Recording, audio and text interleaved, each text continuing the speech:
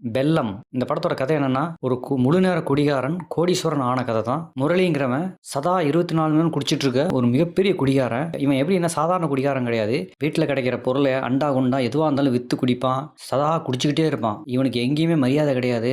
வீட்டுல இருக்கிறவங்க அவன் பொண்டாட்டி புள்ள எல்லாரும் சொல்லி பார்ப்பாங்க. எவ்வளவோ சொல்லியும் கேட்காதனால அவனை அப்படியே விட்டுருவாங்க. இவனும் எத்தனையோ அவமானப்பட்டாலும் இவன் குடிக்கிறத நிறுத்தவே இல்லை. அப்படி இருக்கும்போது ஒரு கல்யாண ஃபங்க்ஷன்ல அவங்க சொந்தக்காரங்களுடைய மோதிரம் காணாம போச்சு. இவன் மேல சந்தேகப்பட்டு மொத்த சொந்தக்காரங்களும் பொண்டாட்டி புள்ள முன்னாடியே இவனை வச்சு அடிப்பாங்க. இவ்வளவு நடந்தும் அவமானப்பட்டும் இவன் குடிக்கிறத நிறுத்தினானா? அப்படியும் இல்லை. அவன் தொடர்ந்து குடிச்சுக்கிட்டே தான் இருந்தான். ஒரு டெத் ஃபங்க்ஷனில் ஒரு சொந்தக்காரனை போட்டு அடிச்சிருவான். அதில் கடுப்பான அவன் பொண்டாட்டி புள்ள ஒரு கட்டத்து மேலே வெறுத்து போய் இவனை விட்டுட்டு வெளியே போயிடுவாங்க.